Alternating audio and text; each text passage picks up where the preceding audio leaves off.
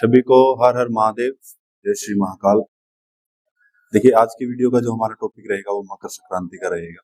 मकर संक्रांति, हम मकर संक्रांति वाले दिन तिल गुड़ खाते हैं, खिचड़ी बनाते हैं या और भी अपने अपनी जगह के अनुसार हम चीजें करते हैं। लेकिन मेरा मानना ये है कि ये सिर्फ त्योहार है जो सिर्फ खाने पीने का या पतंग पतंग उड़ाने का त्योहार नहीं है।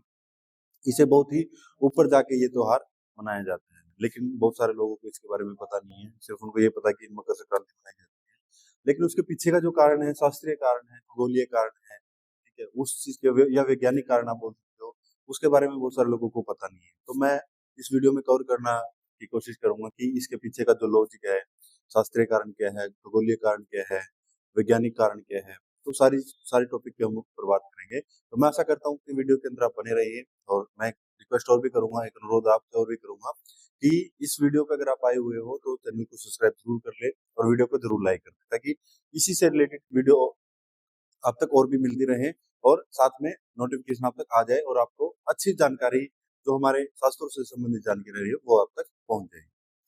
तो दोस्तों, अब हम बात करते हैं इसके खगोलीय कारण की। मकर संक्रांति के पीछे खगोलीय कारण क्या है। तो जब भी सूर्य एक राशि से निकल के दूसरी राशि में प्रवेश करता है तो इसको संक्रांति बोला जाता है।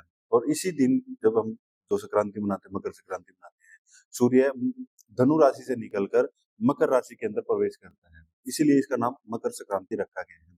और शास्त्रों में एक बात और लिखी गई है मकर संक्रांति को लेके, देवता नाम ही अवधि उत्तरायणम। इसका मतलब है कि अभी जो दिन स्टार्ट होने वाले हैं वो देवताओं के दिन शुरू होने वाले हैं, ठीक है, इसलिए इसका नाम मकर संक्रांति रखा गया है।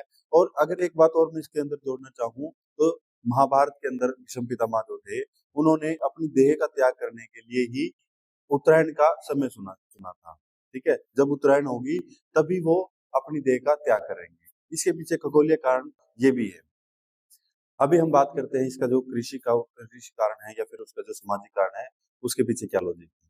तो हमारा जो भारत देश है वो कृषि प्रधान देश है, और इसी दिन जब मकर संक्रांति आती है उसके बाद से ही जो रबी की फसल होती है, जितनी भी रबी की फसल होती है, उनके अंदर दाने बनने स्टार्ट हो जाते हैं। जैसे अगर मैं बात करूँ गेहूं की, तो गेहूं के अंदर दाने बनने स्टार्ट हो जाते हैं। और जो भी किसान होते हैं जिन्होंने फसल लगाई होती है, वो सूर्य भगवान के प्रति अपना धन्यवाद प्रकट करते हैं कि आपकी वजह से ही हमारी जो फसल है वो पकने के लिए तैयार हो जाती है। इसी दिन मतलब जो खासकर बहुत सारी जगह पे ना अनाज का दान किया जाता है।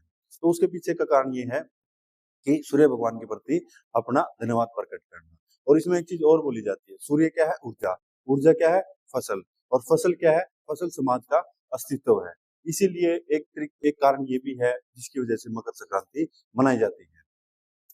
अगर मैं बात करूँ आयुर्वेदिक कारण की, क्योंकि भारत में ही आयुर्वेदिक का जन्म हुआ है और ऐसी कोई बात हो ही नहीं सकती कि जिसमें कोई भी त्योहार मनाया जाए उसमें आयुर्वेदिक की बात ना आए। तो अगर मैं बात करूँ आयुर्वेदिक कारण की, तो जब भी सर्दी आती है, सर्दियों के अंदर एक तो मनुष्य के शरीर का जो कफ होता है वो इंक्रीज हो जाता है, और जो ऊर्जा का लेवल होता है कहीं ना कहीं वो कम हो जाता है। अगर आप देखोगे तो ऊर्जा हमें सूर्य से ही मिलती है, और सूर्य सर्दियों के अंदर कम निकलते हैं। तो ये भी एक कारण है जिसकी वजह से जो हमारे अंदर विटामिन डी की कमी हो जाती है, एनर्जी लेवल कम हो जाता है। साथ में अगर मैं बात करूँ जो पाचन शक्ति है वो भी कहीं न कहीं कम हो जाती है मनुष्य शरीर की, क्योंकि और एनर्जी कम हो जाती है तो पाचन शक्ति कम हो जाती है। अगर आप देखोगे सर्दियों में अगर कोई बीमार हो जाता है ना, तो वो इमीडिएटली ठीक नहीं होता, उसको समय थोड़ा-सा लग जाता है ठीक होने में। तो ये भी एक कारण है। इसीलिए अगर मैं बात करूँ इस दिन गुड़, तिल क्यों खाए जाते हैं, खिचड़ी क्यों खाई जाती है? ये खिचड़ी जब हम खाते हैं तो उसके अंदर काफ़ी चीज़ों का मिश्रण होता है, तो वो आपका जो कफ है और जो वात होता है, जो बढ़ा हुआ होता है ना, उसको बैलेंस कर देती है।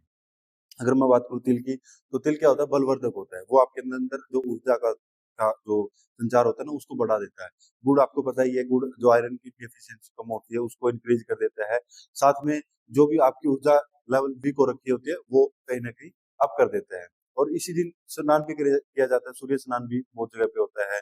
आप अगर देखोगे तो अगर पिछली बार की मैं बात करूँ 2025 में जब जो महाकुंभ लगा था, वो भी 14 तारीख से ही स्टार्ट हुआ था। 13 13 से स्टार्ट हुआ था, 13 जनवरी से। और उस दिन भी काफ़ी अच्छा अच्छा पर्व मनाया गया था। मकर संक्रांति के दिन बहुत शाही स्नान जिसको हम बोलते हैं, वो स्नान था। तो बहुत सारे लोग वहाँ पे भी गए थे नहाने के लिए।